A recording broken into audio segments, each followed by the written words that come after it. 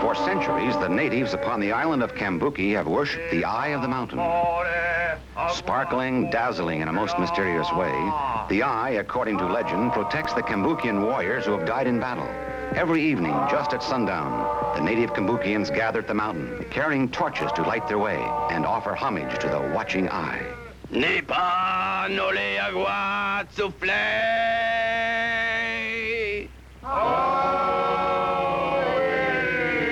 Jambla negua manakuba moe.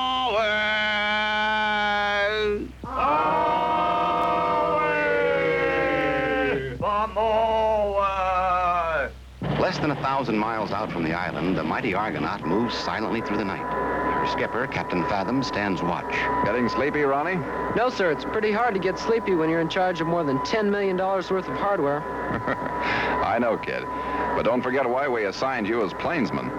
I know, sir. Guys my age have twice the reflex action as men who have reached the age of... Okay, you've made your point. I don't agree with it, but... Hold it, sir. We've got contact with the island of Kambuki. Want me to wake up Miss Perkins? No, let her sleep. What's our estimated time of arrival?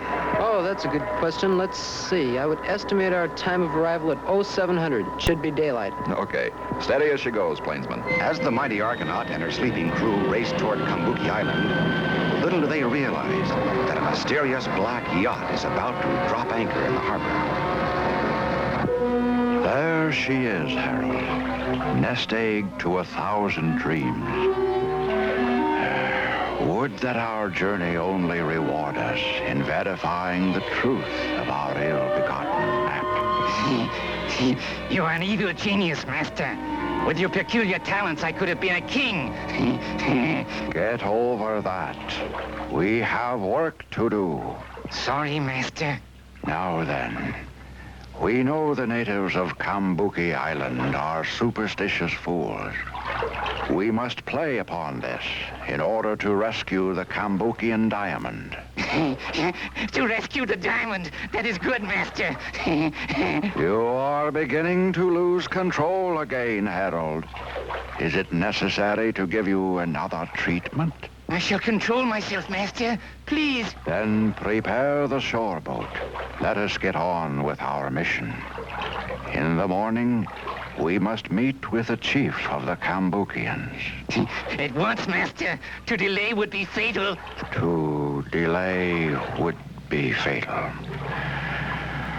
Oh, whatever happened to the intelligent, loyal henchmen of the past? So the next morning, Harold and his master meet the chief of Kambuki Island. And we greet you, Your Eminence, as ambassadors of the Sun God, who sends his greetings. One more time from Top Light Face. You saw this hurricane and... I barely said that, not wishing to see your island washed to sea in the approaching hurricane, we stopped it. That's right, Your Highness.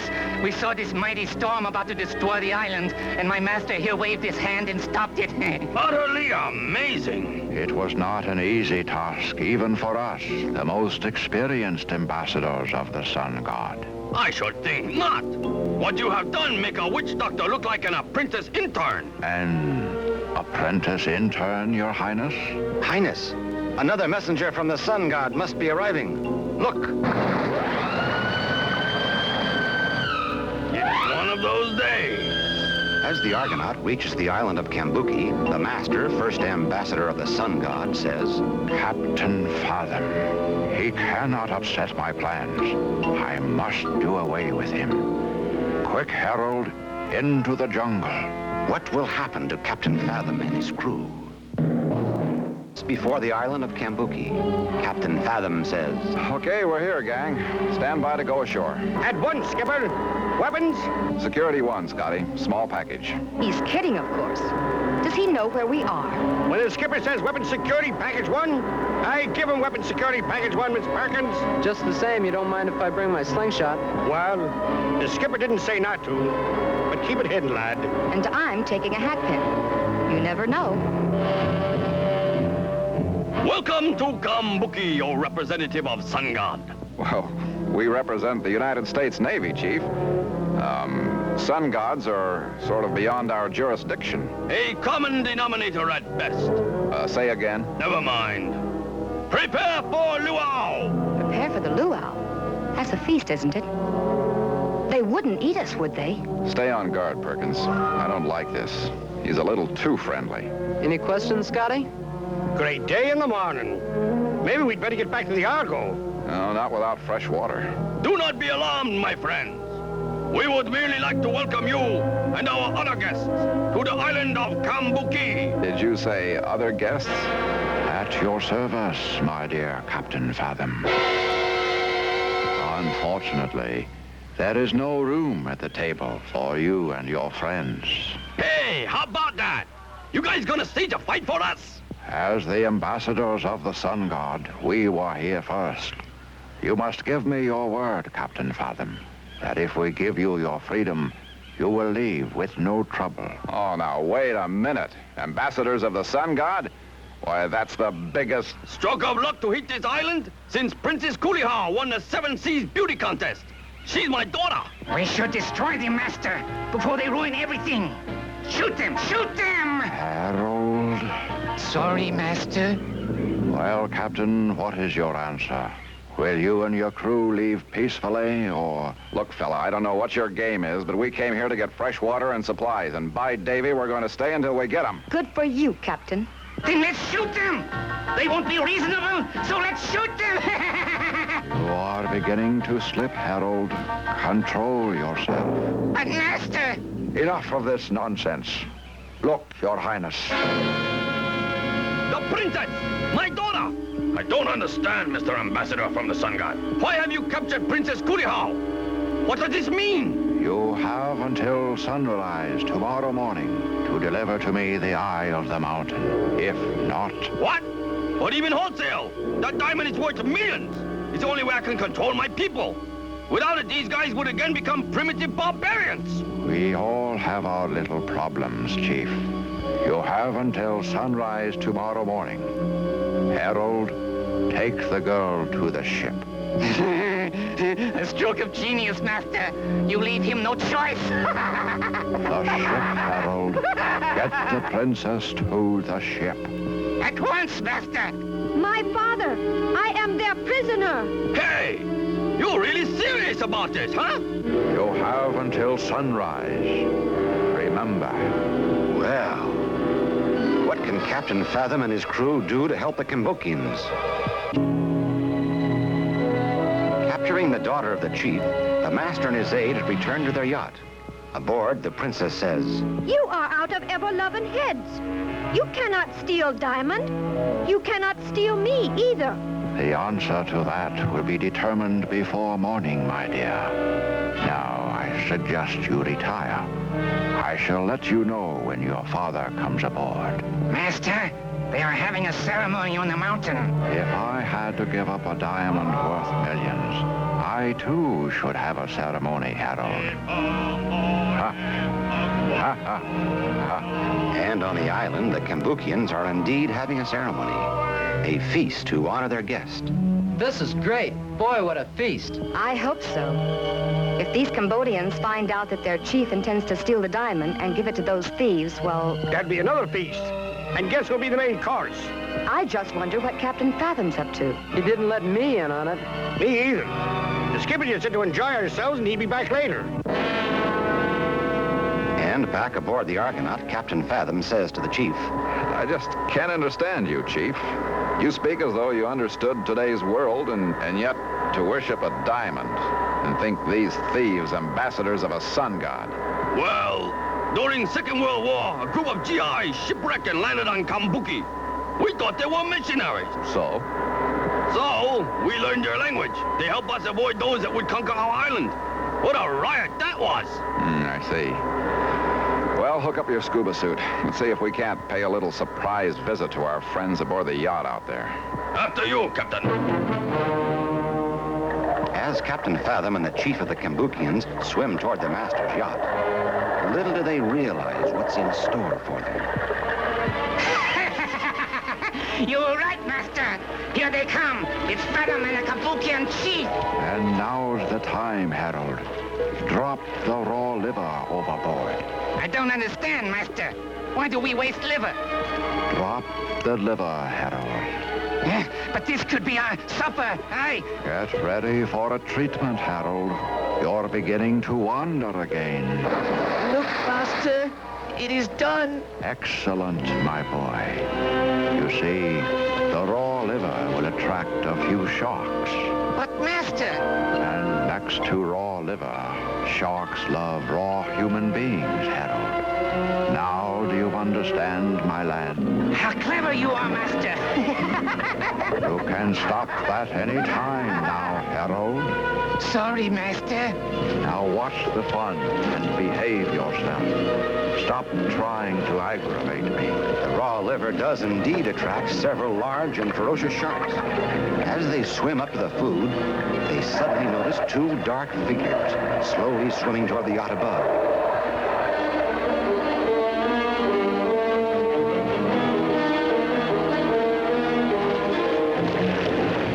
The sharks ignore the liver and prepare to attack Captain Fathom and the chief of the Kambukians. They've spotted them, Harold. Look. How wonderfully gruesome, Master. They'll be eaten alive. Great Caesar's ghosts. Sharks. I take the fish on the left, Captain. You handle the one on the right. And for all, the master has thrown raw liver overboard to attract the sharks to Captain Fathom and his friend. They watch in horror as the sharks get ever closer.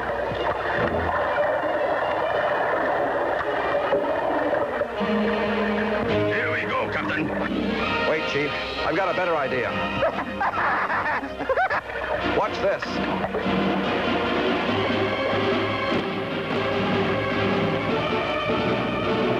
When the bright light hits the two sharks, they become frightened. I see it, but I don't believe it. Master, look. They've escaped the sharks. They're inhuman. Quiet, you fool. I'm prepared for this. You'll both put your hands above your heads. We have you covered. I suggest you surrender. And might I suggest that you drop those insignificant weapons before I find it necessary to destroy you both. Lights, please. Good. Now what, my dear Captain? What shall we do, Captain? We have the guns. We can... Hold it, Chief. Look, up there on the bridge. Holy cats. They got my daughter and a machine gun. These babies mean business. I guess we do what he says. Right. Okay, you win this round. Now what? Both of you return to the island and get that diamond. Oh, and Captain, Yeah? if you're thinking you will return to the Argonaut, please do not be so foolish. If you do, we shall be forced to cannonade your submarine to the bottom of the briny. I get the message. Come on, Chief. If you harm my daughter, I shall... Return with the diamond and she will be freed, Your Highness. But if you should fail, Don't worry. We'll be back. with the diamond. With a diamond, you... Come on, Chief. Back to the island. Meanwhile, back on the island of Kambuki, Scotty says, There they are. And they don't have the princess with them either. What happened? Couldn't you find her? He's tricky, gang. He had a couple of extra friends. They surprised us. Sharks with teeth this big. Now what do we do, Captain? Well, they hold all the right cards for the moment. We don't dare try to surprise them again. Not being able to board the Argo for weapons. Hey, we have no choice. We have to give them the diamond. My daughter's life is at stake. Maybe once they've got the diamond, they'll put to sea. If they don't wreck the Argo, we'll be able to catch up to them. And blast them right out of the ocean, eh, Skipper? Follow me.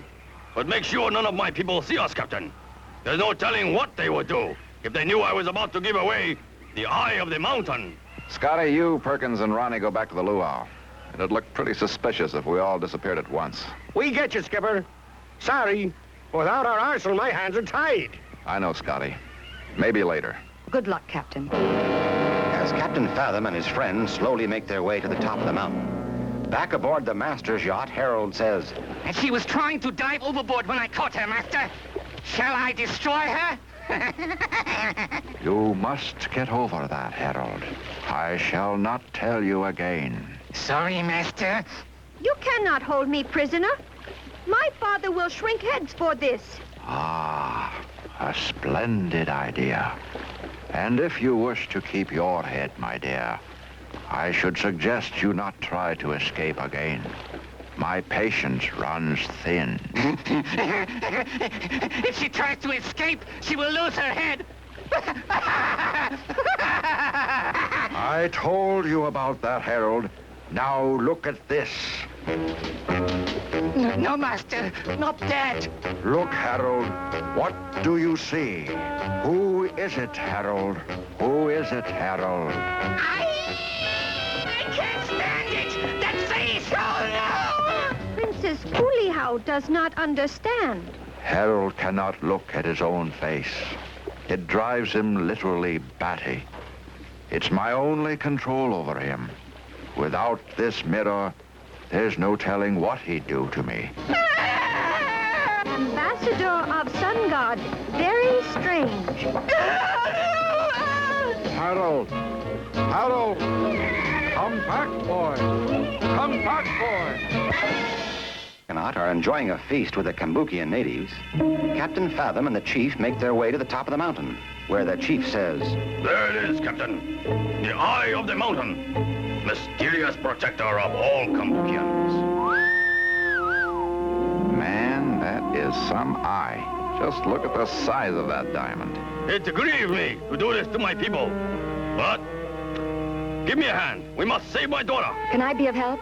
I'm sorry, Captain, but I just had to follow. Well, then take one of the torches and lead us back down the mountain, huh? Yes, Captain. What the... Huh? What is it, Liz? Why, that diamond, it's a phony. It's made of glass. Glass? That's impossible! No, Miss Perkins would know, Chief. She's an authority on precious stones. It's glass, all right. There's no doubt about it. And that ambassador of a sun god would know it. My poor daughter is doomed. No, maybe not, Chief. Look at this. So, you hold a piece of rock. Not just a rock. This is lava rock. I don't understand. Well, this mountain was apparently once a volcano. Yeah, I think my idea will work. You're going to blow the whole island to bits, right? Hardly, Miss Perkins. Now, here's what I want you to do.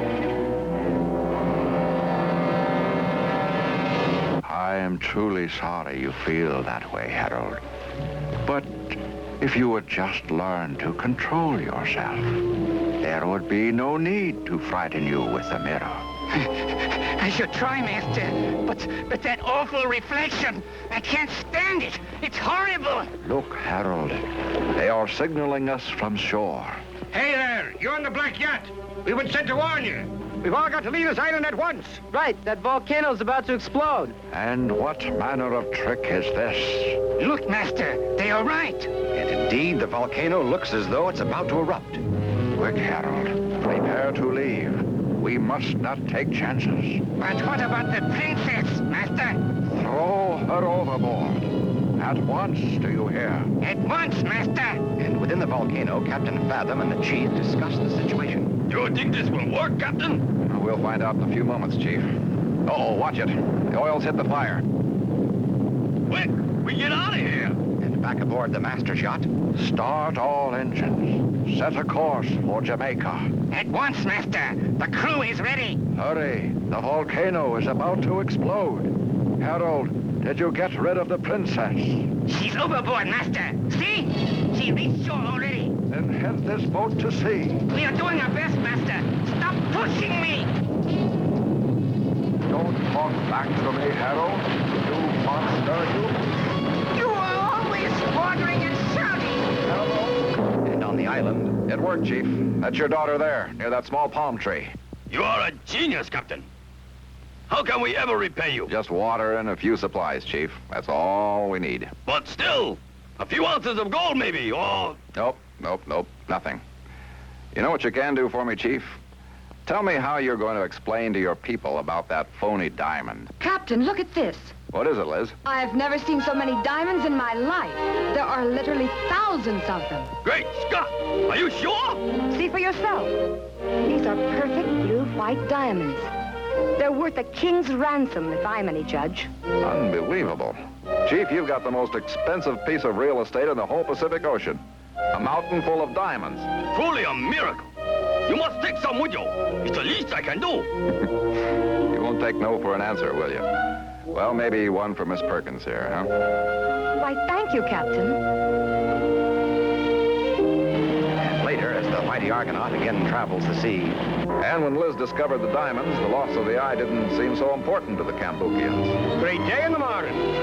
But won't that master fella and his assistant be back? I thought of that, but... Well, tell him, Liz. Right. Here, Scotty. Catch. It busted. It was glass. Just like the eye of the mountain. Apparently, the base of the volcano is composed of sand and silicon. The heat, when it was active, turned the elements to glass rocks. And if that master guy returns and tells the natives their diamonds are made of glass... And the chief will then ask him to change the glass back to diamonds. And if he can't do it? Now, really, Scotty, are you implying that the ambassador of the sun god can't turn glass into diamonds? That could make the natives very restless.